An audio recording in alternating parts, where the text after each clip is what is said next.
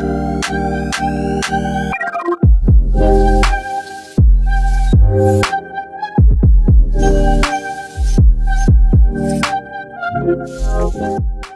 everybody. Welcome back to the Bros and Cons podcast, where we will be talking about episodes 2 and 3 of The Last of Us, streaming on HBO. I'm excited to talk about these two because I think the second episode has some of the most game-like features that we've seen so far, and episode 3 is a complete departure from the game. So I'm excited to talk about it today. Yeah, there's such parallels, I think, and that what makes them so fascinating to kind of, I think, just talk about in the same podcast episode. Yeah, me too. I'm excited that we're doing this. As a reminder to everybody, we're doing them bi-weekly. So I think that's the right term. We're doing them bi-weekly, so we're doing 2 episodes. So we have a lot of content to talk about. Yep. So jumping right into episode 2, we start with a cold open, our second cold open of the season. And it's interesting because this is something they couldn't do in the video game. They couldn't give you backstory and confirmation without, disrupting the gameplay. So we get confirmation that it was in fact from infected grain. We open on a mycologist, one what studies fungi. Which apparently, I don't want to butcher her name here, but her name is Christine Hakim, and apparently she's a really big actress in Indonesia. Oh, that's dope. Yeah, like she's like an A-lister over there, so it's cool that they got her for this role. And she was great. Yeah, she was fantastic. She was really, really good. So I want to talk about when she opens up that ankle for the first time and you see that spongy, like, look, okay, I have trypophobia. I don't like spongy things. I don't like clusters and I don't like holes. And so I'm really hoping that they don't show any more of that inside stuff because I don't like spongy shit. Yet they did in episode 3. You don't see a lot of I'm like thinking like face rip off sponge shit. Like I don't want to see that. I didn't even think about that. That could be a thing. That could be a thing. So God, this was a good scene. So she opens up the ankle bite for the first time and you see sort of like the spongy interior. And then she pulls from this corpse's mouth still moving tendrils of fucking cordyceps. And based off our last episode, you all know how we feel about tendrils. It made me like squeal. Yeah. It made me flail. It made her flail too. Yeah. Well, right out of there. Let's talk about her conversation with the general. Oh yeah, no, I love that they held that shot the whole time. Me too. That's one thing that they're doing great is just their cinematography is very intentional, and it's trying, and it's successfully not being your stereotypical action video game adaptation where they are making these decisions that just are really impactful to the viewer, and so just watching her reaction as she's intaking the remainder of the information that he's giving her, and you see her pick up her tea and she slowly just starts shaking more and more, not from infection but from absolute fear, because she already knows that the world is going to end, that there's nothing they can do, and hence her already infamous line that's kind of going around where he says, "What can we do?" and she just says, "Bomb." Bomb everything. Yeah. And it's so powerful in the way they executed that scene. Yeah, I keep giving Craig Mazin a lot of credit because I love Craig Mazin as a writer and a showrunner. But that's something that's very him in a lot of Chernobyl. He did the same thing. He knows the power of a held shot, and not just close-ups, but he knows the power that can be held by just being still for a minute and seeing someone's reaction. Absolutely. So I'm gonna be saying this a lot hopefully I'm gonna keep saying it throughout this whole season, is like, they keep making smart decisions. Yeah. And yeah, I thought that was a heck of a way to start an episode. Definitely. So after we see this cold open, we are back with Joel, Tess, and Ellie. And one of my favorite lines so far from Ellie, when Tess says it's the long way or it's the we're fucking dead way, and she's like, long way. Yeah. Based on that limited information. Yeah. Just the absolute snark from that kid is Yeah, already at Bella 11. Ramsey is absolutely killing it. She is. As It's Ellie. great. Yeah. It's something that I'm really enjoying that they're doing, and it's something that we'll talk about a little later in this episode, is they're showing a little bit more of her fear as a character, which I'm really enjoying, because as Ellie in the game, like she's afraid sometimes, but again, because of the nature of the game itself, you don't see that as often. It's not as like you get reminded more in the show so far that she's just a kid. Yep. Like she's a kid in a fucked up circumstance and in a fucked up world, but she's still a kid. Exactly. And I really like where they're going with it. Me too. So talk to me about how talk to me about the hotel. You know, the sequence in the show that's just the video game. Oh yes, that. Granted, they did move it from Philadelphia to Boston. Yeah. But I don't care. The fact that it just made it at all is nice, and it's cool to see Tess in that scene too now. But that was a set that they clarified in their podcast. So that they flooded this set with just tons of water and lily pads and a single frog, which star of the episode, which prompted my wife to start singing "Hello, My Honey" up on site.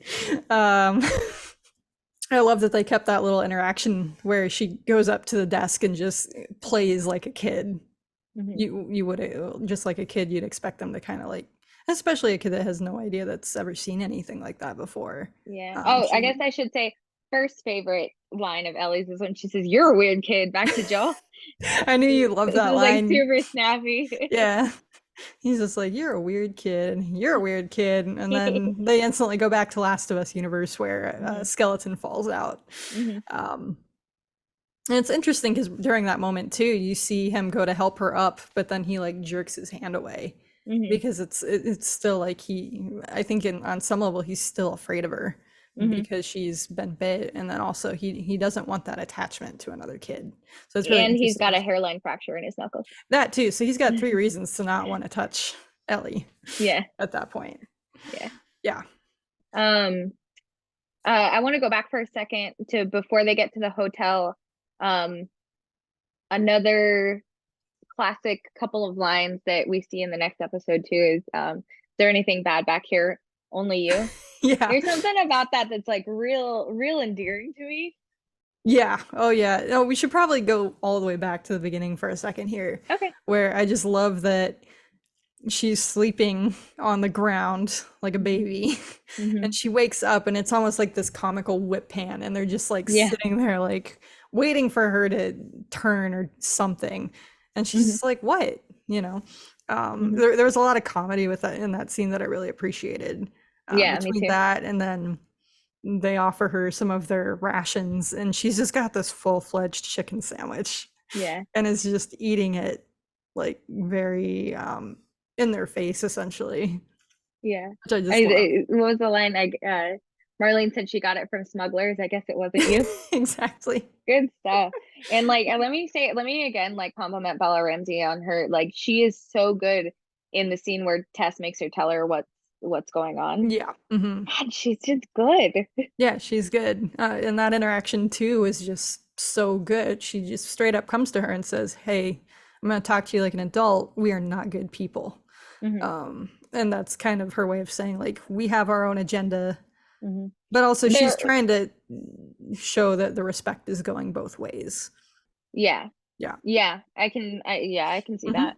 Definitely. I like that there's an emphasis here on Tess is sort of consistently until the end, keeps bringing up that we're not good people. We've done bad Mm-hmm. things, Yep. and that makes I think makes her decision sort of um even more understandable than from the game. Like Mm-hmm. she at this point, once she believes Ellie is so focused on redemption. Mm-hmm. And I thought that was really interesting. Like these characters are able to get so much more fleshed out. Yeah. Mm-hmm. Yeah, it's all about redemption for Test by the end. That's what she cares about. The flooded lobby is great. It's straight out of the video game essentially. Mm-hmm. And then the section where Joel heaves Tess up by her foot, classic Naughty Dog, classic Last of Us. Yep. And I think at that point I said to James, can you tell that Neil Druckmann directed this episode? He had his name all over that. I Mm-hmm. also thought right before they got to that, they had just walked up the stairs, and Tessa's like, Ellie's just like, "Oh, that wasn't that bad," and Tessa's like, "You try walking up 10 flights of stairs with our fucking knees." Yeah, I And like that that one just got they're me. Like they're emphasizing their age, like, and their yeah, weakness. yeah, because I mean, obviously they're not just 50-ish, they're like 50-ish during an apocalypse, and you're not Hmm. going to age well, you're not going to have that kind of healthcare that you'd have in a thriving society by any means. Hmm. I So mean, if not you, America, but yeah, yeah, thriving society. no one has it in America, but you know what I mean. But the scenes, like, it's starting from when she's like checking a door, and then she goes, maybe that one. I'm like, video game. Yep. And Yep. then, Uh, Joel heaves her up onto the like outcrop, I guess, like the collapsed yep. part of the building, and she goes, it's a little bit of a mess down here, so give me a minute. Video game. Exactly. But Yep. I do like that they were able to isolate Joel and Ellie for like Hmm. that little amount of time. And I think this is, to me, sort of where Joel is really, he like has a second, like, away from Tess, to sort of show that he's starting to Hmm. get a little dad Yep. vibey with Yep. Ellie. Exactly. And just He looked this. so disappointed when she said, I when he's like trying to reach out and she's like, from the circus. He just looked so defeated. It's Yeah. so I good. gotta say, like, the roasting has been on point. Hmm. I was that was one thing I was just a little worried with the adaptation that, oh, maybe that some of that banter that you have during gameplay won't leak as much into the adaptation as you'd think, but they're like they have it dialed up to 11, and I love that I because that's I the whole I never had dynamic. a yeah. I never had a doubt about it because Neil Druckmann was so heavily involved. Right. If Neil Druckmann was just like a consultant, I think it would have been different. But he's Yeah, so he's so heavily involved. in the process. Yeah, I mean he still is the writer, one of the writers, and it's really showing. It's making Mhm. all the difference in this situation. Mhm. Yeah. Usually, like, I'm a big fan of folks who aren't fans of the source material coming in to direct something. Andor is the Sure. latest example that I can think of. A guy who doesn't necessarily love Star Wars, but came in, Mhm. did reshoots for Rogue One, and made my favorite Star Wars show. Right. Um, but the fact that uh, Craig Mazin is such a fan of the source material and knows the stuff that's important, Mhm. really works in this case, Yep. because there is he has an understanding of that banter was important to the players. It's important Mhm. to the story and to the dynamic. Exactly. That I think they're making smart Mhm. choices. Definitely. Yep. So tell Um, me what you thought about the once they get through the hotel part and they look out and they see these writhing infected on the ground. yeah. Um, it looks as gross as you would expect. Grosser, honestly. I didn't expect them to be literally just rolling around on the ground like Mm-mm, worms. mm-mm, mm-mm. Nope. Because that's not something that you see in the game at all. No. So, but it makes sense with this entire dialogue they have where they say they're connected, where you can step on a patch a mile away and it alerts the rest of them and they come running. This whole concept of, because that's how it works in nature too. Fungus Mm-hmm. has roots essentially and it extends through and feels in other areas. So, of course, it would make sense for it to work the same way in this adaptation, Mm-hmm. and it's really disgusting. Yeah. That's all I have to It's a say. really interesting choice It is an interesting that they've choice. made here. Um, I sometimes don't love hive mind, sort of. Um, Yeah. but and I'm still sort of I'm waiting to see what they do with it. Yeah. Because so far we've seen the way that it infects people, Mm-hmm. but this sort of but we haven't seen really how they work. And Right. so I'm still a little bit nervous, but I have a lot of faith in these guys. But I don't know, I don't quite know how it's going to turn out. Yeah, I don't either. It's definitely an adjustment because I'm so used to the whole sport concept. So Hmm. it's something I'm still, I think, mentally adjusting to. But so far, they've made it very well done. Hmm. So I don't And have any I've complaints. been trying to go into this and less of a just a straight up fan of the video game. Mhm. And I'm trying to put that part of my brain to one side so that Mhm. I can enjoy it as just a fan of good storytelling. Right. And that's like where I'm kind of coming from with this Mhm. new concept is like, how is that actually gonna go? How are you guys gonna continue it Right. on? I think you have to do that Yeah. because it's just that it's a different telling of the same story. You Hmm. you can't necessarily tell the story the same way in a different medium because Hmm. it is a different medium. Hmm. So I'm really excited to see where they take that and how they handle it. And I'm perfectly okay with all the decisions they've been making so far because I'd be bored to tears if they Bored were to deers. bored to tears. Just a bunch of deers come crashing. I would be bored to tears if it was literally just this shot for shot, Hmm. line for line adaptation. Like what is Yeah. the point of that? We've already seen that. It's already been done. Even if it is reaching a larger audience, like that's What 10 are you million bringing to the people. table? 10 million people guaranteed to watch it that are just going to be like, "Well, okay, I could just play the game instead." Hmm. So, Yeah. Yeah. And I mean, there is a video game adaptation curse. mhm. Uh, and Yeah. I think that they're again making uh really smart decisions trying to like veer away from the direct adaptation and Mhm. take away the like, what if we shoot this like you're like a first person shooter game? You know what I mean? Like Right. then everyone will know it's a video game adaptation. So yeah, Yeah. that's interesting. Okay, so they can't take the long way. They have to take the short way through the museum. Mhm. And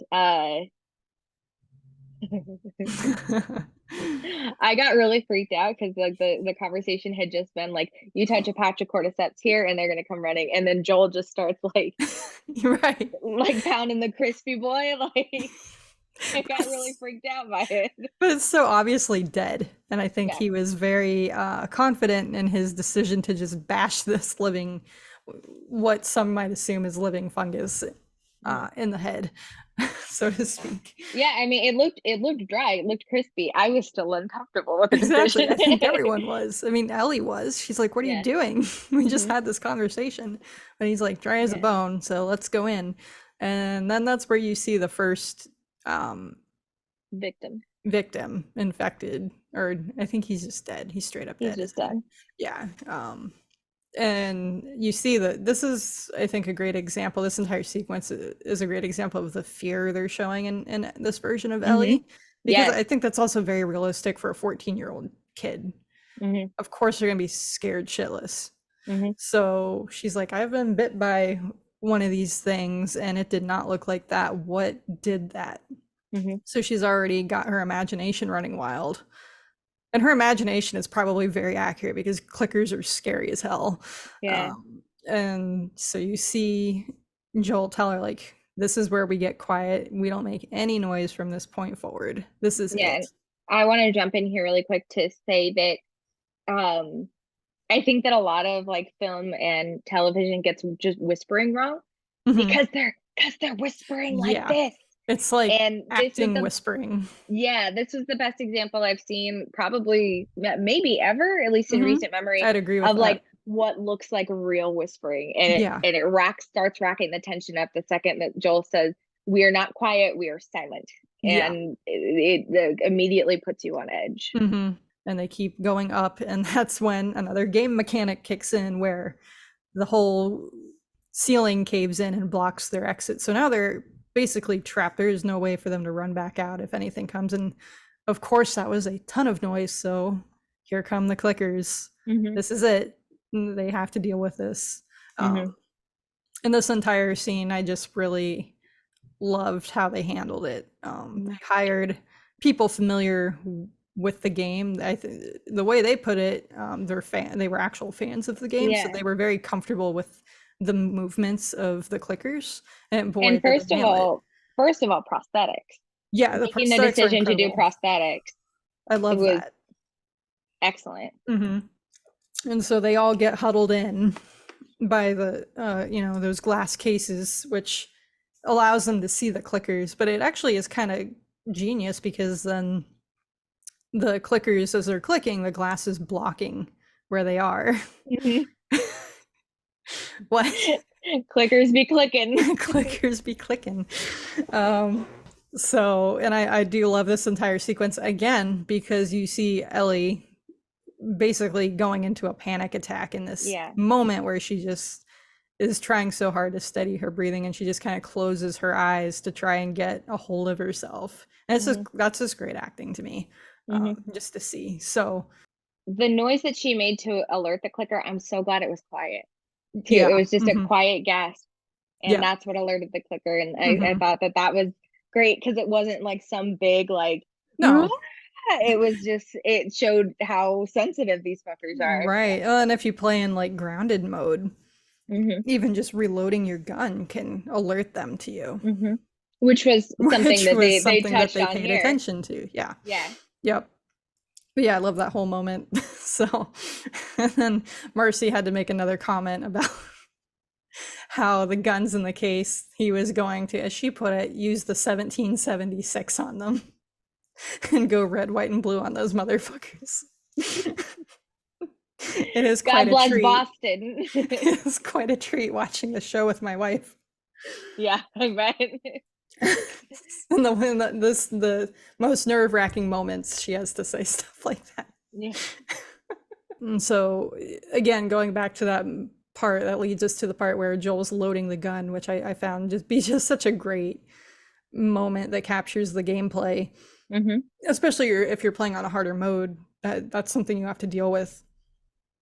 In the entire way that the clicker's just kind of out of focus and slowly moving closer and closer. And then you don't see him. And then you don't see him until the camera, yeah. It captures the feeling of the gameplay so well, which is another thing I was so worried about, where I'm like, how are people gonna feel how you feel playing the game? Because there is a heightened level of adrenaline to playing through this story, and I feel like they are doing that incredibly well. I agree, because you do feel it watching it too. I'm a little biased because I've already somewhat lived it, so to speak, by playing the game, but I think they do seem to be capturing the intensity of it. For sure. So it's cool to see. And moving forward, you see Ellie and Joel, and just kind of how he moves over to her, and they kind of crouch around that barrier together, which is just straight out of the game, because that's, I feel like half the game is spent like that entire scenario, where he's kind of like protecting her and keeping her close. And it was so close to the game that like a big part of the back of my head was going like, just pick up a bottle. Just pick up a bottle or a brick and throw it into the other room. Exactly. Like we haven't seen any bricks or bottles yet, so I'm waiting for that. You know it's going to happen. It just hasn't come into play yet. So yeah, and I think that the interesting thing about that scene, not only because it mirrors the game so closely, but it's just another scenario where Joel keeps getting pushed into being alone with Ellie, having to protect Ellie, and that's what's sort of driving the interest here. That's what's sort of fleshing out this character. Right. And so they come out of the situation where everyone seems to be unscathed, and then you realize, oh wait, Ellie's been bit again. And I think that alarms him quite a bit. But Tess is just kind of like, let's keep going. We got to get her where we got to get her. Yeah, I'm gonna stop really quick and like go back to Ellie's line, which was like, for players of the game, was like heartbreaking for her to say, well, if it was going to happen to one of us. it's just good writing. It is. I It's just know. good fun writing. Because everyone that's played the game at this point knows Tess is a goner. We all know she got bit and she's hiding it at this point. And you can especially see that when they're on the rooftop and he's bandaging her leg up, or her ankle up, I'm sorry. And you can see it in her face the whole time, the way she looks at Joel. The way she looks at Joel, it's almost like she's got this a little bit of regret, some sorrowfulness. Like there's just so much going on within that brief minute of their exchange on top of the roof, and it's wonderfully acted. Oh yeah. And so once they get out again, like can't state this enough, this is a Neil Druckmann directed episode. They go across the wood plank. And Ellie says, he's like, that was scary, this is wood. It's such a great line, a very iconic line at the end. The jury's still out, but you can't beat this view. It's like, yeah. And they shot that again, shot for shot. Like you can already find comparison videos online where it's just shot for shot, line for line. It's a perfect adaptation, and I think that's one of those scenes where you don't want to change that. The source material is perfect, and it would feel weird to change anything about it. And I think it's really great to see those little scenes inserted in. Agreed. I want to talk about the end of this episode and how it departs from the source material, and how I think it improved upon it. So your first sign that not all is well is how quickly how far away Tess is walking from Joel and Ellie. Yeah, she's speed walking all the way to the Capitol building. Yeah. And as soon as she sees that things are not all well, she drags Ellie into the Capitol. I love how she drags her all the way up the stairs, and Joel's just like, "What are you doing?" Yeah, holding her in front of her to get into the building. It's just good stuff. I think it's interesting because in the game, they're all dead, and Fedra comes. Right. And I think that this is better and more tense. You want to talk about it? Yeah. Well, they've already said Tess is bitten. Yeah, right. But even then, I think they said in their podcast, Fedra has no reason to even go out there. In the game, I think Fedra kind of had more control over the surrounding initial area, but that's not the case in the show adaptation at all. They kind of just stick to their immediate QZ zone, and whatever happens outside of that, they have no control over. Right. When Tess, there's a different reaction here too when Tess shows Joel the bite. Yeah. Because in the game he's just sort of shocked, and it's like he's given up all hope. In this, it's like he's scared. Yeah. And it's again a different kind of Joel that we're seeing, and it's just it's better for it. Yeah. I do think, for me personally, I don't feel one way or the other that one is better than the other. I think, again, it's just two tellings of the same story. I'm sorry. I mean it's better for the adaptation. Oh, sure. Yeah. It makes more sense with the way they've gone, for sure. Yeah. I thoroughly enjoy both versions of how they panned out with that scene. Me too. Yeah. And just how I feel like Tess is much more desperate in this version.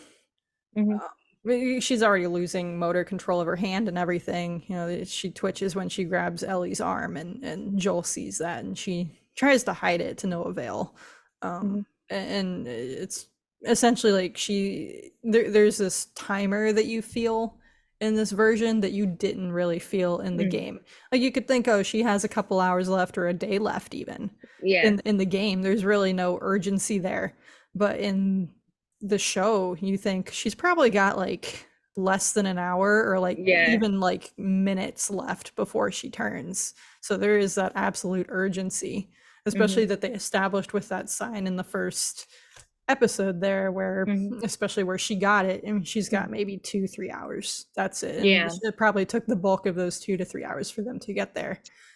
I also think Tess is more desperate for redemption in this show. She is, yeah. Um, Because in the game, she says, "We're shitty people, Joel. It's been that way for a long time." Versus in the show, all she says is that one line to Ellie where she says, "We're not good people."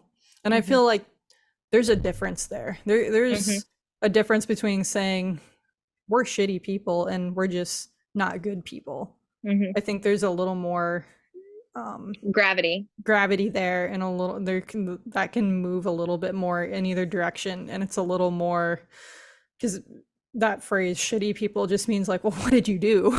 Did you Mhm. kill people? Did you murder people? Well, and this is also not the first time that like we keep getting reminded of it in the show. Marlene says, "I know what you're capable of, for better, for worse," Mm-hmm. and that gets a reaction out of Tess. Right. Tess says we are not good people, and Yep. here, at the end, she says all the shit we've done to Mm-hmm. Joel. Yeah. It's just, oh god, Torv is good. Yeah, she's so good. There's just a difference there that Hmm. implies different things and how she sees herself in a different way. Hmm. And I feel like, again, that just ties in with redemption. If you think you're not a good person, maybe you think that by doing a good thing, that can make you lean more towards being a good person. Hmm. It just depends on how you view moral compasses and whatnot. Hmm. So really interesting to see. Yeah. And so that leads us into her line of saying, "Save who you can save." Hmm. And Joel takes a beat. He kind of stares her down for a minute. And then he grabs Ellie by the arm as fast as he can and drags her out of there where she's just yelling for them to stop. And I think that's so in line with this characterization of Joel. And we were talking about how we're seeing a more feral version of Joel, and Mm-hmm. in this you're seeing that like he has to do it. He has to do it fast, and he cannot look away, Yeah. or he won't do it. He'll stay Yeah. with Tess if he doesn't do it immediately. Mm-hmm. And he makes that decision and he's going with it. Hmm. A lot, mostly because of I think Tess is really, in both versions, she convinces him Hmm. to do it, but in this version, you really feel that. Hmm. Um, I thought that an interesting difference in dialogue here was because I remember so well Tess saying, sorry. there's a there's an interesting difference in dialogue here because I remember really clearly Tess grabbing Ellie's arm in the game and saying, "This is fucking real." yeah, And mhm. again, there's a difference between her saying that and saying she's fucking real. Yeah, Like yeah, it to me, it screams that Tess has been hoping for this yeah, for a long time, hmm, yeah, and part of her believed that it could be real, right, yeah. There's just and those now she little has the proof. differences. Hmm. Yeah, and that reminds me real quickly too what they talked about in the podcast for her backstory that never Yeah. actually made it in the show, where Once again, really quick, yeah, listen to the companion podcast to HBO's The Last of Us. It's with Craig Mazin, Neil Druckmann, and Troy Baker.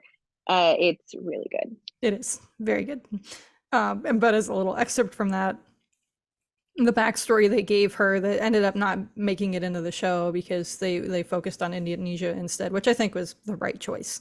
Same here. But to find out that she had a husband and a son Hmm. and killed her husband and could not kill her child and just locked her child in the room, and then having that jump to 20 years later and they're still banging on the door is just horrifying to know that Hmm. she essentially let her own child turn into a clicker and then probably a bloater in a basement somewhere and Hmm. living with that until she dies. So this is Hmm. another big reason she's all about seeing Ellie move forward with what she needs to do.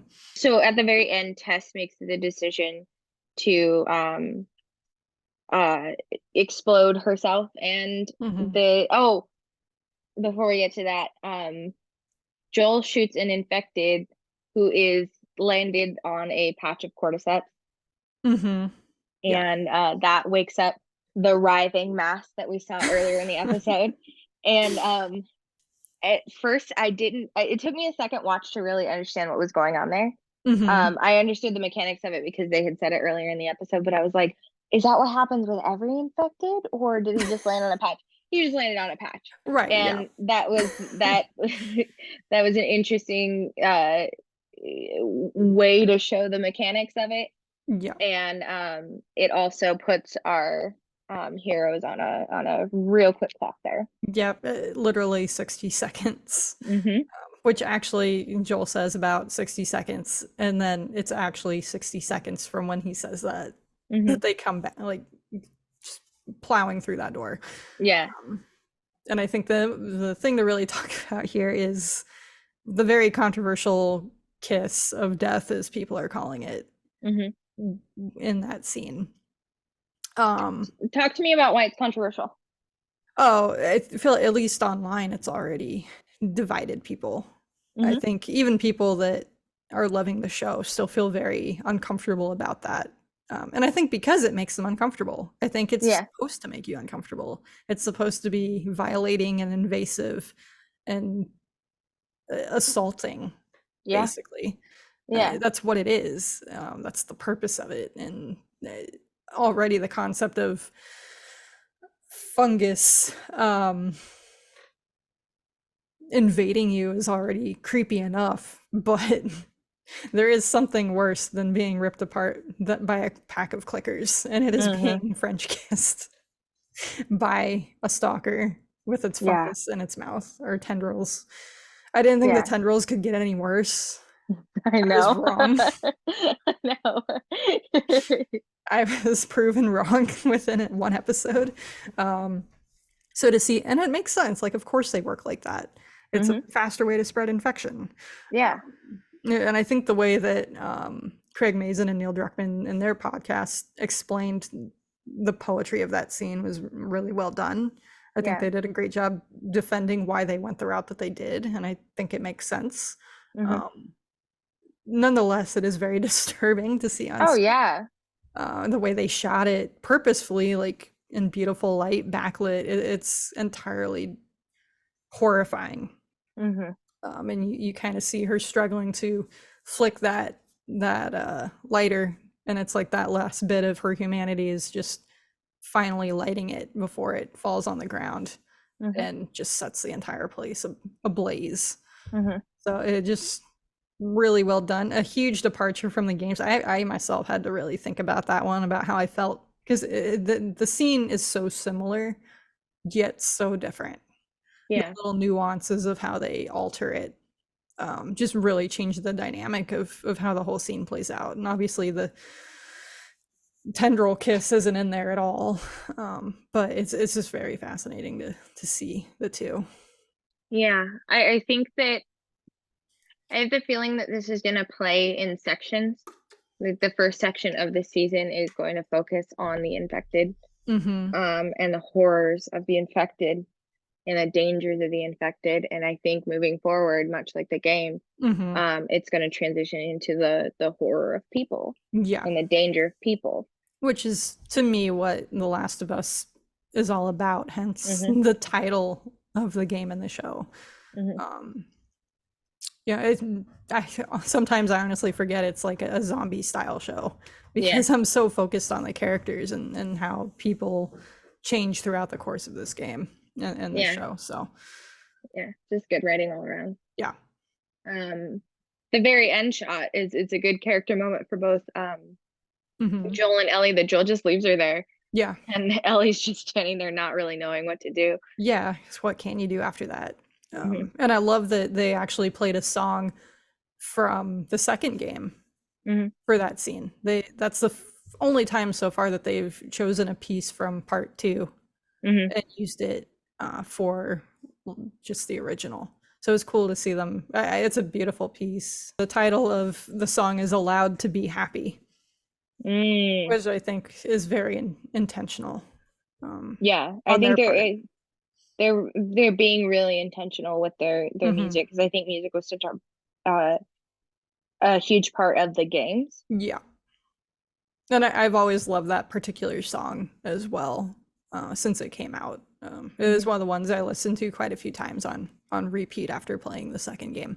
Mhm. So it's just a great piece. So simple yet so emotionally strong. Yeah. Yep. All So right. So that is transition. here we go.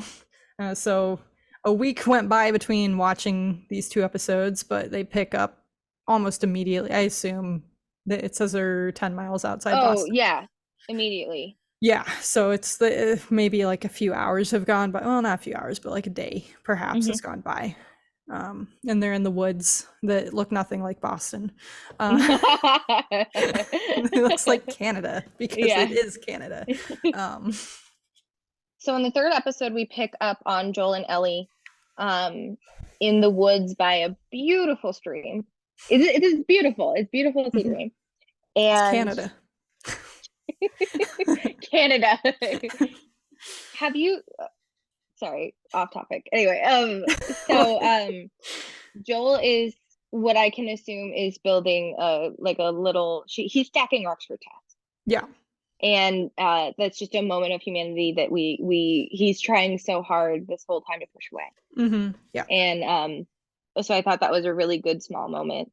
And Ellie gives him one of the best arguments I've heard Mm-hmm. in a while. Just again, Craig Mazin writing, which is he says he doesn't want to hear an apology. And she says, I wasn't going to say sorry. Mm-hmm. Essentially, she's saying, you made your choices. You and Tess made your choices. So stop blaming me for shit Yep. that's not my fault. Which is a very powerful argument. It's really good. And I think it earns her a little bit of respect from Joel, too. Mm-hmm. Because he just nods and they go on their way. Mm-hmm. A good piece of post-apocalypticness. On their way to this episode is about getting to Bill and Frank's house. Yeah. Now, we as the viewers don't know who Bill and Frank are yet. Game players know who Bill and Frank are. Yeah. Now, on their way to Bill and Frank's, they see a downed aircraft. Yeah. And it's another moment of Ellie, I think, surprising Joel with her wonder. Mm-hmm. He's like, what are you complaining about? The long flights and the sore knees and the shitty food. You were in the sky. Yeah, she's like, you defied physics. Yeah, be it's grateful amazing. for that. Yeah, she's just blown away by past technology. Yeah, and these little things people take for granted. Yeah, it's an amazing piece that I think probably held a lot of that Craig Mazin and Neil Druckmann really like. It really stuck with them as like Ellie's humanity, Ellie's wonder, Ellie's childlike love of new things. Yep. And I'm really glad that they kept that moment in there. For sure. Or put that moment in there. Yep. And as you had talked about before, on their way, Joel doesn't want her to see something. Right. Yeah, he's very protective over her seeing something he knows is horrifying. And so they make their way that direction because she's just insistent, and he kind of tells her the story of how there was no barrier between being safe or not, which he obviously knows firsthand, but he just kind of briefly explains to her that yeah, these people were safe and they were healthy, but there was no room for them, so they committed genocide on them. It's just pretty brutal to see, because there's things like that you pick up on in the games, but they were pretty straightforward with this one, like visually.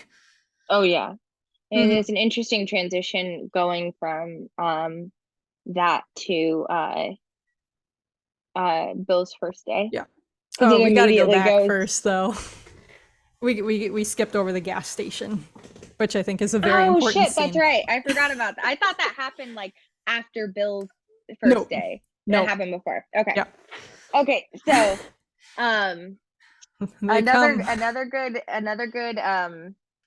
way that they sort of, because like loot is such a huge part of the games. Yeah. And so for them to sort of establish that as like, hey, I had to hide my shit. Like you hide it along the routes. It's just smart writing again. It is, yeah. Very much so. So they go into Cumberland Farms gas station, which is accurate. Those are in Boston. They got Canada. that right. They didn't get the mountains right. There should not be any mountains, but they sure did get the gas station brand right. So they go inside, Jules looking around, and Ellie, being Ellie, of course, wanders off downstairs, and promptly finds tampons, which I need to talk about for a second here. Because I think, obviously, men wrote this episode and directed it, and it shows here, because that would kill her, most likely. Like, just those expired tampons are what, 15 years past at this point, probably. No, I mean, they wouldn't have been able to produce new tampons after the world ended. Well, 20 so it's years. like 20 years. Well, tampons are good for about 5 years. Oh, that's true. Yeah, I did a lot of research on this earlier. I had to know. I want to clue everyone in a little bit of how the sausage is made. Vic said to me when we were going over our notes, I've got a whole bit about this. It was just one of those, like, sometimes the littlest things take me out of film and television, and this was like, I'm like, I don't know if you could trust that. And sure enough, you can't. I mean, she's likely to get a bacterial infection and then toxic shock syndrome if she uses those. Just so you know, that's how the cure goes out. Oh no. Toxic shock syndrome. Oh no. From expired tampons in a bunker. So. You just did the Kermit, that's none of my business type of your water. This is an interesting little character moment for Ellie too. Oh yeah, no, you kind of see her sadistic side coming out. Yeah, but I think it's also just childhood curiosity at the same time. And childhood curiosity in the apocalypse is not the same as childhood curiosity in civilization. That's a really good point. Yeah, it's a little that's different. A really good point. Yeah. I think that it's especially something for her because she's like, this is what I could have turned into. Yeah, it's insane that I'm not, that I haven't turned into this thing. Right. So we see a little more sponge in the old forehead. Sponge, yep. And then she kind of gets this look on her face where she forcefully, and you almost see I think you see a little bit of anger in her face as she stabs it. And that's interesting to see. It was really interesting to see, because it could have just been like brute force, God put a little oomph into your stabbing. As we all know. Yeah, or I don't know, I think there could have been a little something more there where she's frustrated and angry that now this thing has taken out two people that she's become close to, and she feels survivor's guilt over. Yeah, so I think she's probably taking out a little of her frustrations on that. Yeah, I'll agree with that for sure. This is like, at this point she's asked Joel for a gun like 3 times and he's just not giving it to her. And that's very in line with the game too. I mean, she says repeatedly in the game, if you just give me a gun. Yeah, he doesn't give in to her. So it's just cool to see them recurring with that dialogue. Yeah. Anyway, moving forward, you see that.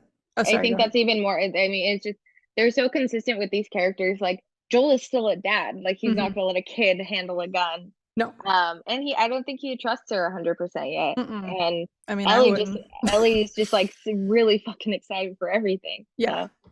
She needs trigger discipline and all those things that you need with handling a firearm. And they have not had the time to go over that yet. No. So, yeah.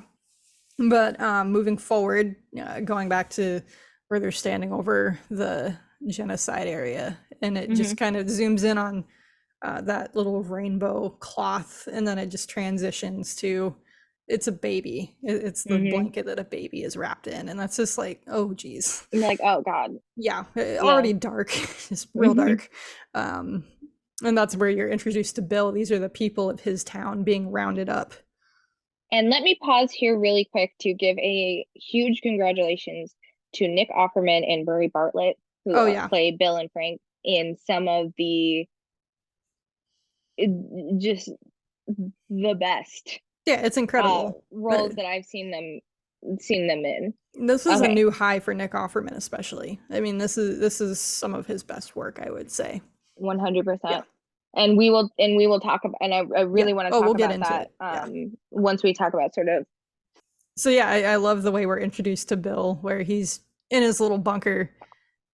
Soldiers have actually invaded his house and are searching to see if it's empty, and they think it's empty, but he's creatively hidden his bunker underground, and there's no way for them to discover it.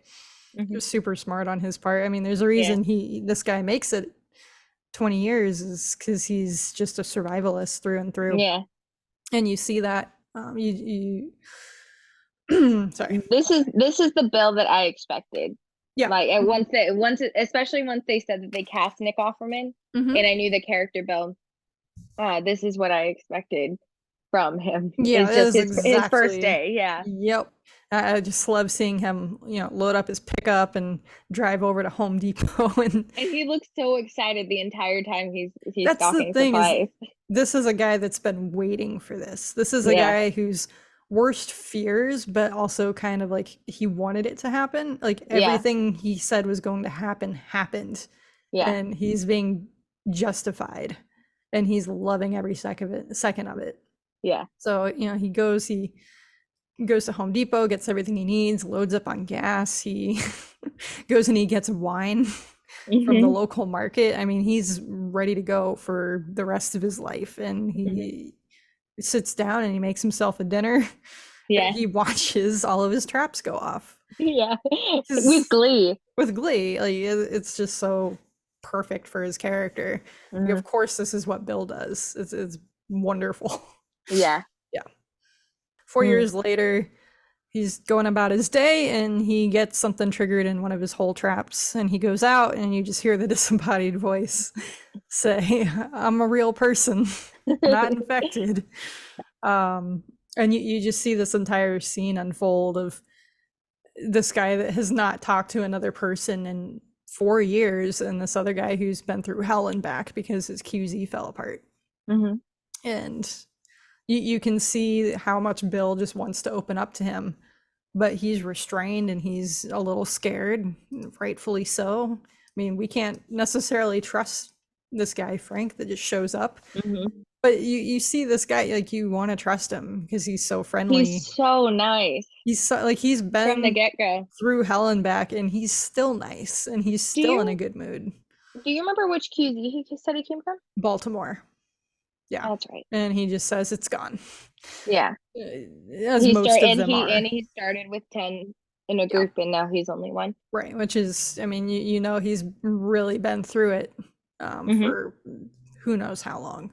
Yeah. And so Bill finally extends a welcome to him, and then he goes downstairs and he kind of runs his finger across, and he's like, "This guy has everything else together, but he can't dust his furniture."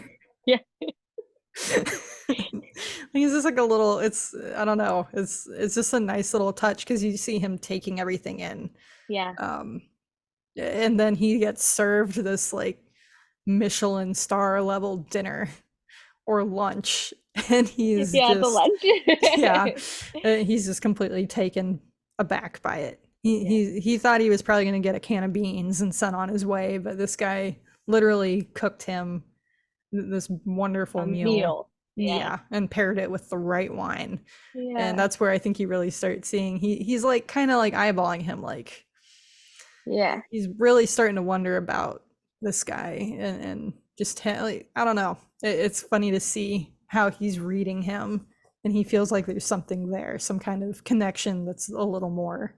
I think, and I don't want to really, I don't know, I'll just spoil it. I think that the best love stories that I see on screen Mhm. are ones where it has a real emphasis on this person really sees this person, Yeah. can cut through all the bullshit Mhm. and really see this person. And that's what I saw starting with this scene. Yeah.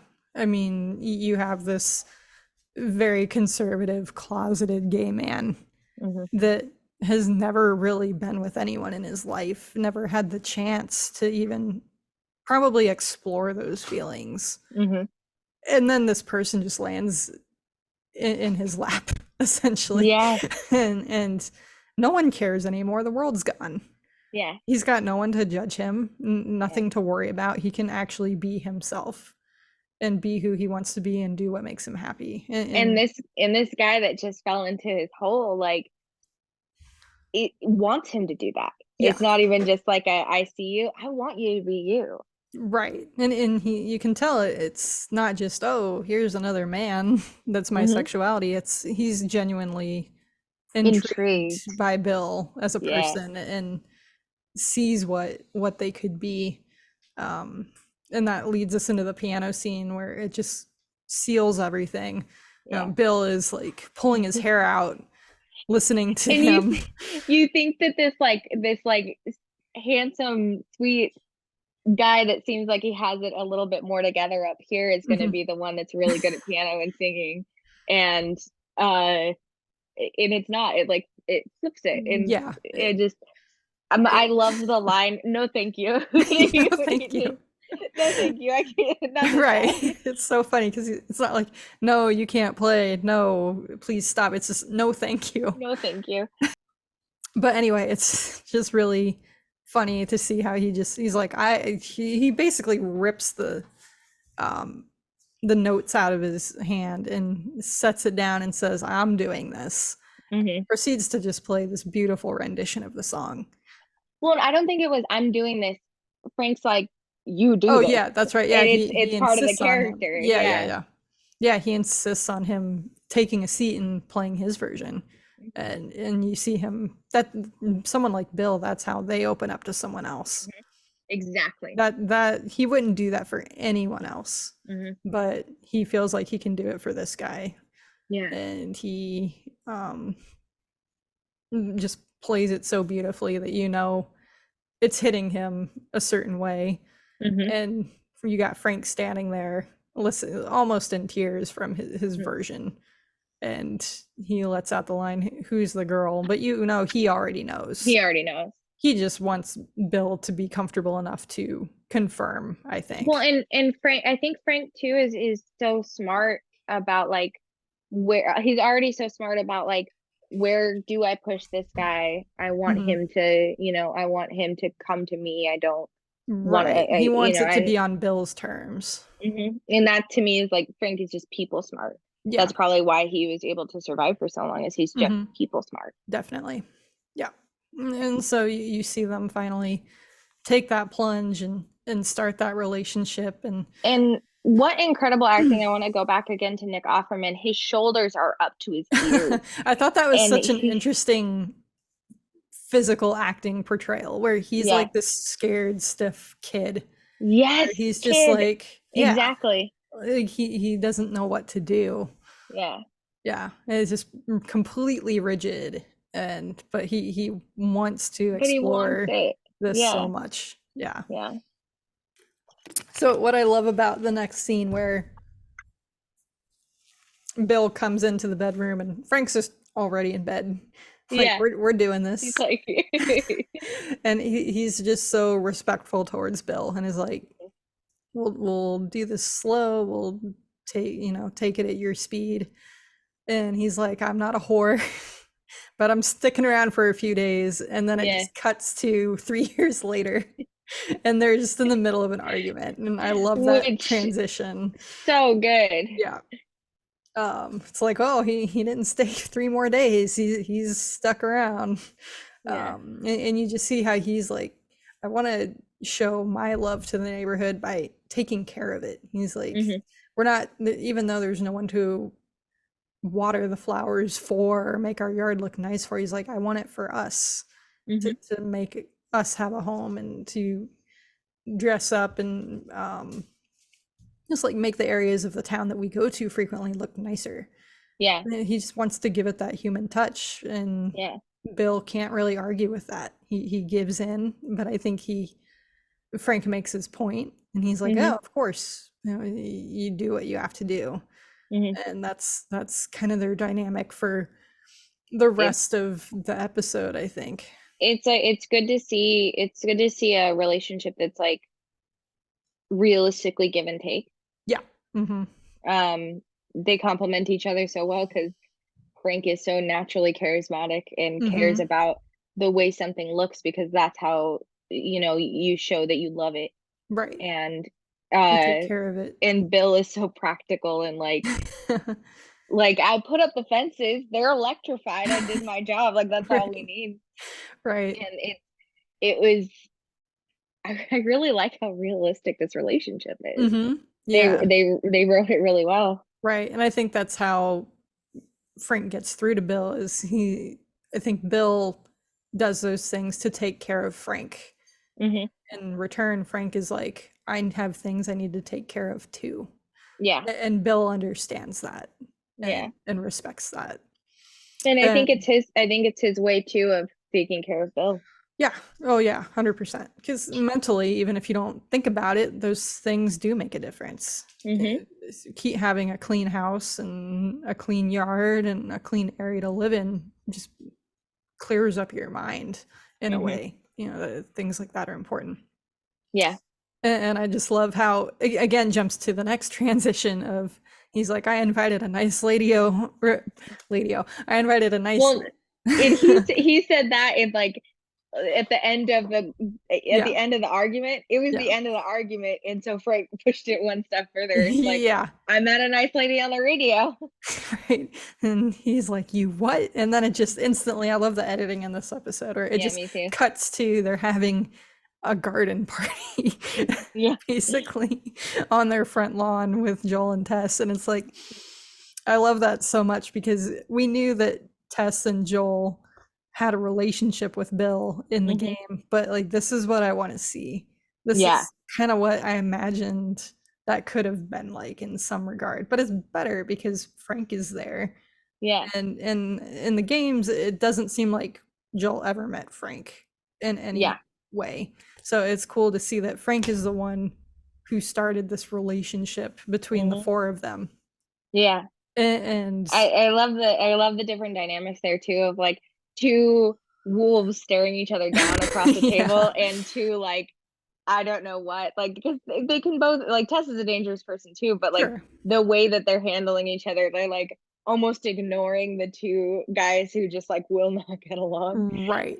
Like Frank Um, and Tess are on the same page. yeah. They've chosen, I think, from the get-go to trust each other. Hmm. I think Tess has kind of read them and Hmm. feels like these are two men that we can trust and they need us and we need them. Yeah. And she's committed on the friendship, as is Frank. And Yeah. Joel and Bill are just kind of along for the ride. Yeah. One of my favorite lines of this episode was can you not please? Like casually as like as he's got his gun up. Like, can you not please? And then goes back to the conversation. Like again, just Hmm. realistic relationship, good Hmm. conversation writing. Like it's just it Yeah. and the acting is just so fluid. Right. And there was another line in this scene that I found very interesting Hmm. because contrasting Tess saying we're not good people in the game, she says we're shitty people, Joel. Hmm. Here you have Joel saying we're just decent people trying to get by. I found Yeah. that really interesting Yeah. because do they see themselves as decent people at this point in time? Right. Or is he just Or trying to gain his trust? yeah, like I just found Hmm. that to be such an interesting line that could be read many ways. Yeah. Um, yeah, there's a lot there, I think, to I think decipher. so too. Yeah. Yeah. I liked it because like up to this point, like what we've seen is Tess is able to not manipulate, but kind of manipulate Hmm. Joel because she knows how to speak his language. She knows Sure. how to get him to do what she wants. But in this, I think it was a little bit of Joel reading the situation and knowing what it takes to get Bill to be on his side or see his reasoning. Hmm. So I thought that was because that's not a side we've seen from Joel yet. Yeah. Is like Hmm. being able to read someone and understand what it's going to take to get them there. Right. Hmm. Yeah. No, really, really cool to see. And just Hmm. how Joel assesses the whole situation. He's like, your fence is gonna fall apart. Like, you Hmm. really do need us. I can And solve that that's problem for exactly you. what I mean. Yeah, that's Yeah. exactly Uh-huh. what I mean. Yeah. Mm-hmm. you know, and his not so subtle, it'll last the rest of your lives, because Right. again, it's him reading him and knowing Yeah. what to say. He's like, I know you don't care about yourself, but you do care about him in there. So Hmm. do this for him, if not for you. Yeah, I think that could be sort of a hint at like they do think that they're good people at this Yeah. point, Mm-hmm. because that's the only time so far that I've seen Joel like be a human, assess, have like a bigger end game than just the immediacy of the moment. Mm-hmm. So I think that their lives were very different at this point. Oh yeah, for sure. And then following that, you just kind of see these different snippets of times in their life as their life is Hmm. going on, and you see them going on a what seems like either a morning or an evening jog together, and poor Yeah, Bill just cannot keep up. You got Frank going at a million miles per hour, just full of energy and life, and Bill's like lagging behind. You can but tell, he's trying to but keep he's up. trying so hard to keep up. And then he sees that Frank has surprised him with just an entire bed of strawberries. The strawberry scene, yeah. Yeah, I think that alone was just another scene where you see Bill really open up. Hmm. Um, I think there's one thing I love about Nick Offerman, and he has like this childish giggle, but every Yeah, now and like he did it in Parks and Recreation a few times. yeah. And it was just hilarious to me every time he did it, and he pulled that out here. Um, But this to me was like almost like a crying giggle. Yeah, uh-huh. Yeah, like a laughing, crying giggle. It's like he hasn't tasted anything like that in so long, and he Yeah, can't believe that his spouse did this for him to yeah. surprise him with. And that's where he becomes vulnerable even more and opens up and says, I'm afraid now, and I wasn't afraid until I met you, Hmm. which is just incredibly strong. Yeah. Um, Again, kudos to these fucking actors. oh yeah, Like they this is the sold most that scene. vulnerable. This is the most vulnerable I've ever seen Nick Offerman, Oh yeah. and uh, it's just really Yeah, good. and Murray Bartlett is just he was incredible in White Lotus. He Yeah, was he is great. so good in that.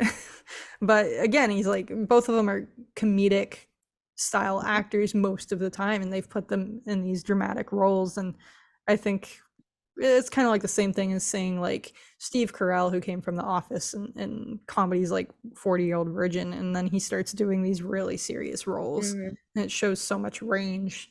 Like the most recent example I can think of is what's the name, Bill Hader and Barry. Yeah, oh Like yeah, who yeah, would have known? I'm a big fan of comedians who are really, hmm really strong same. dramatic Yeah, actors. for sure. Yeah, and they just sold it so well. Like Hmm. they felt like fully fledged Oh people. yeah.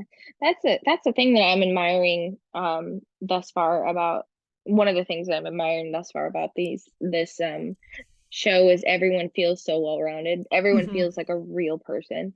Yeah. Um and like they don't just exist for the scene, which you can get a lot in especially like sort of like limited series like hmm this.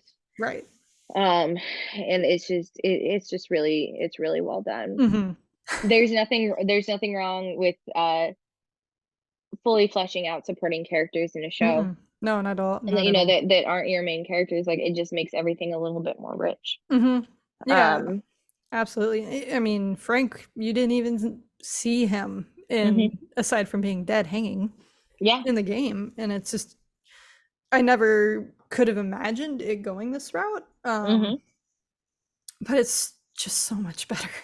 Yeah. It's Yeah, it so is. much better. I mean, what would they have done? Just fought through some infected and stolen a car, like gotten a Yeah, car I battery? think Like, like didn't they go into like a school or oh something? yeah, Or they is go that into a school and then you fight a couple of bloaters.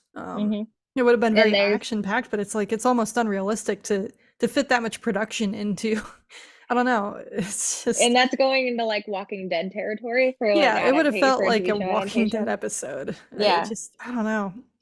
It would have been too beat for beat. Like the only redeeming thing I could see coming out of an episode like that is just the banter between Bill and Ellie. And Ellie, yeah, yeah. Yeah, and perhaps seeing just like that really tense scene where he's hanging upside down in one of his traps, like that would have been like cool to see, but like It would have been cool to see, but like this is so much more interesting to So much watch. more. This makes for a It's better TV.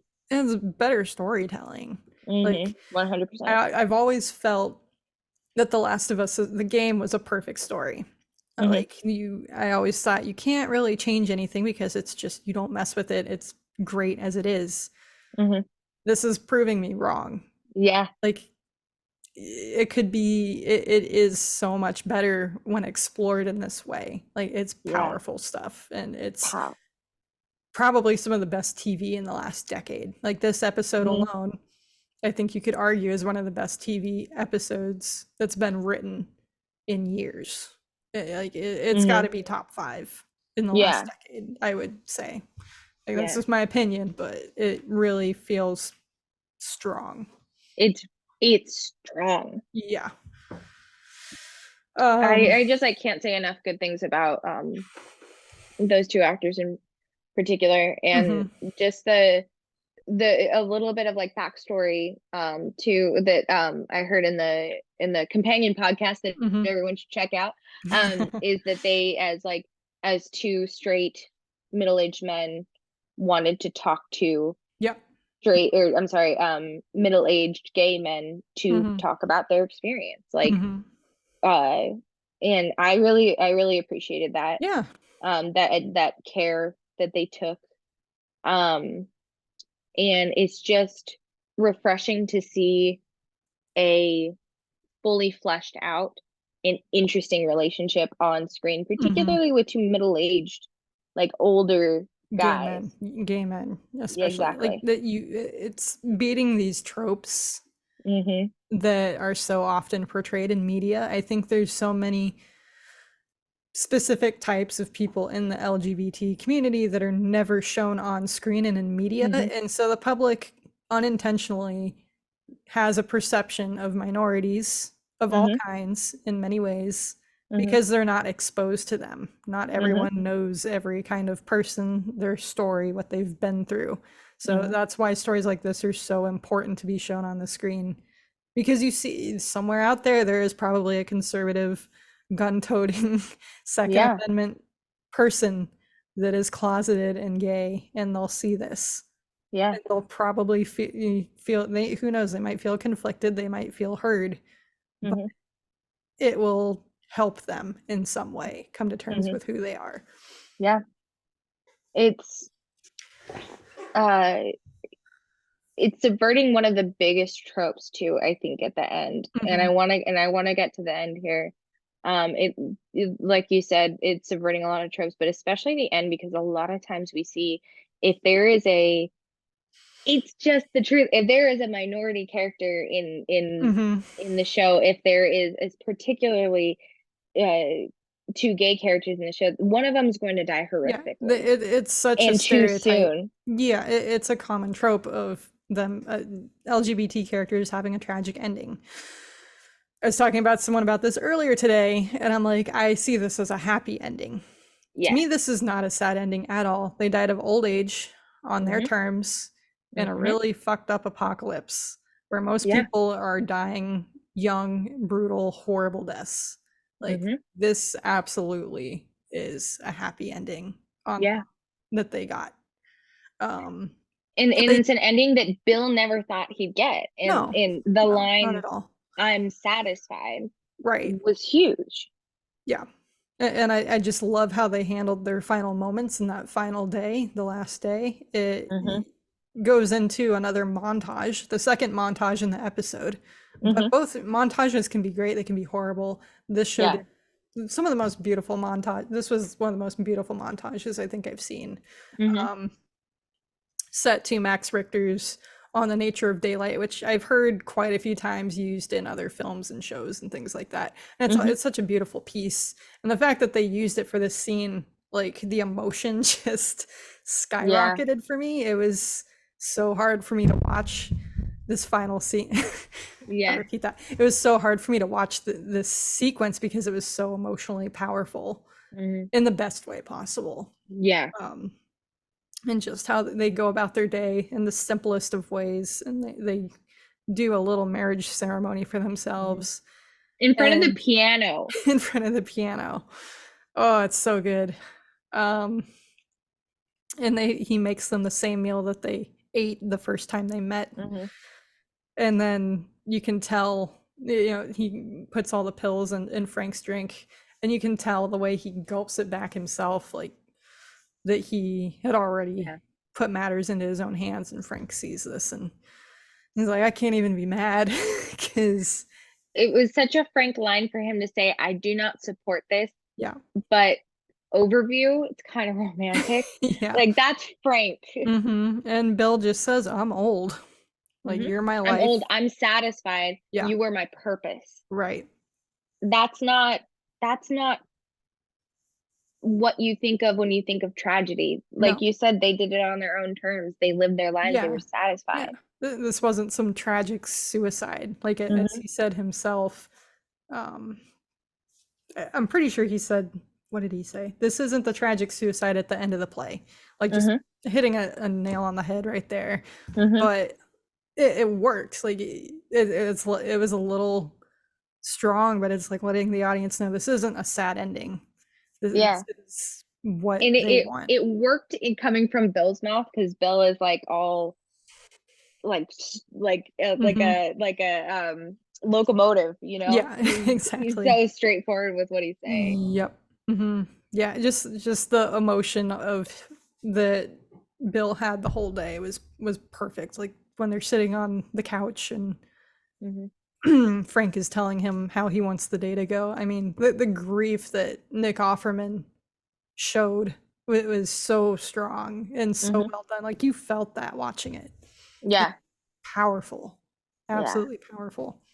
I think it was really smart too. It's just again, just good choices to not show them in bed, to not ever show them dying, not ever show them in bed, because you saw them happy. Like, we've seen the horrors of this world in the first 2 episodes and the beginning of this 3rd episode, and now we get to see some light.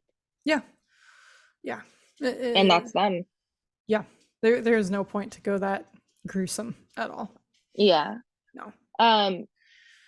So it transitions back to Ellie and Joel coming into their town. Right. And a really good little callback was that Joel immediately sees that the flowers aren't watered in the front. Yep. The flowers are dead in the front, something that Frank wouldn't do. Yeah, he knows something's wrong immediately. So they go in very cautiously, and I love how the wind kind of shuts the door right as he's about to go open the bedroom door. And that kind of alerts him to walk back, and he sees Ellie reading the letter. And he can't even bring himself to read it. He's like, you do it. So she reads it through, and she even reads through the comedic parts of it, where she just reads the like that lizard meme. And she can't bring herself to read the part that says "take care of Tess," and you kind of see Joel milling through that and thinking, if it can't be Tess, I think in his head it has to be Ellie. Has to be Ellie, yeah. And so he goes out.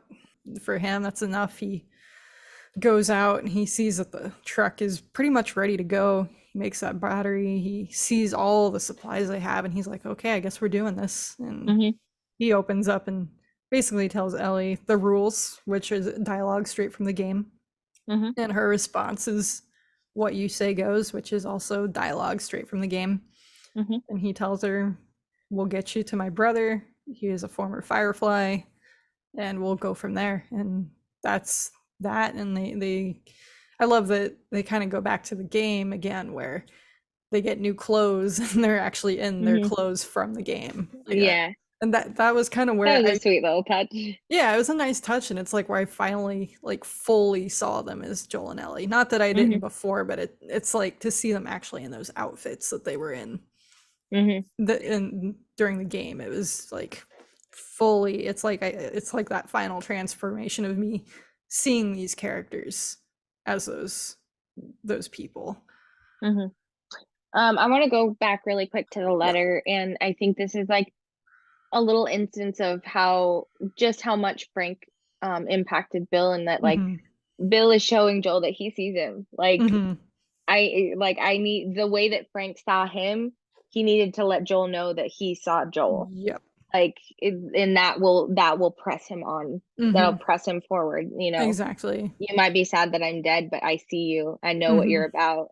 And of course it's bittersweet because of the testing, but yeah. Well, even going back, we completely passed by the Raiders sequence, actually, where Bill gets shot. Yeah. You think he thinks his life is over. And in that moment of desperation where he thinks he's dying, he says, call Joel. Call Joel. Joel will take care of you. Because as much as his priority is always Frank. Right. And as much as he says, I don't like Joel, he still trusts Joel. And I think in the end, that means even if he won't admit it, he does like Joel. And Joel is a friend, whether he'll ever admit that to himself or not. Yeah.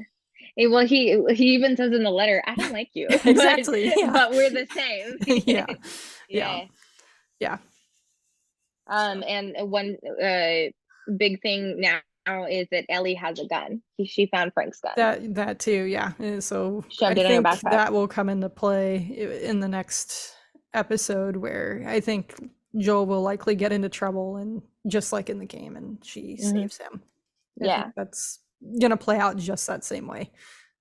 But it's still a little different because in that she grabbed his gun that was out of his reach, and in this sequence she's already broken his trust and taken a gun for herself without his knowledge. So yeah, interesting to see. But I'm excited to see how it plays out. Yeah, this was a really excellent 2 episodes. Again, I can't say this enough. They're making smart choices. They are, and I think putting this material in the hands of Craig Mazin and Neil Druckmann was the right way to go. Yeah, and I also just loved how Bill basically left everything to Joel in his will, and it was like, take it all. It's yours. You use it, and that's such a different dynamic to what you go through in the game to get it. It was almost like a sigh of relief. It's like, oh, we don't have to go through that. Yeah, they don't have to do this. We don't have to watch them struggle to get this. It's laid out to them at the end of this beautiful story of these 2 people that fell in love and died of old age on their terms. I mean, this is poetic. Agreed. Yeah. So one last thing I noticed was, when they're down in Bill's bunker, he says, the playlist will automatically start playing if Bill doesn't reset it in 2 weeks or a couple weeks. And that means at the end of the first episode, when the radio turned on. Go back and say that again. And so that means at the end of the first episode, when the radio turned on, that they had likely already been dead for a couple of weeks at that point. So, it was a total misdirect. And you thought that they were in trouble. I think from the promos, people thought because it was raining, the Raider scene was happening that same time, but instead we just got, I think, a much better story. Agreed. Yeah, it was a good little misdirect. Definitely. But that's one more thing that came up was Ellie again in this episode said, is there anything bad in here? And he says, only just you, or whatever. And it's just, again, that gets me. I really like that. It's like the beginning of something. Yeah, I'm excited to see where they show the relationship going in the next episode, because I think it's gonna be intense. I mean, obviously we know where it's going, and so excited for that. This is a really excellent 2 episodes. Again, great decisions being made. This source material is in the right hands, and I can't wait to see what happens next. They keep surprising me. Until next time. Yeah, thank you everybody for tuning in. We'll be back in 2 weeks after episode 5. Yes. Episode 5. So stay tuned. Thanks, guys.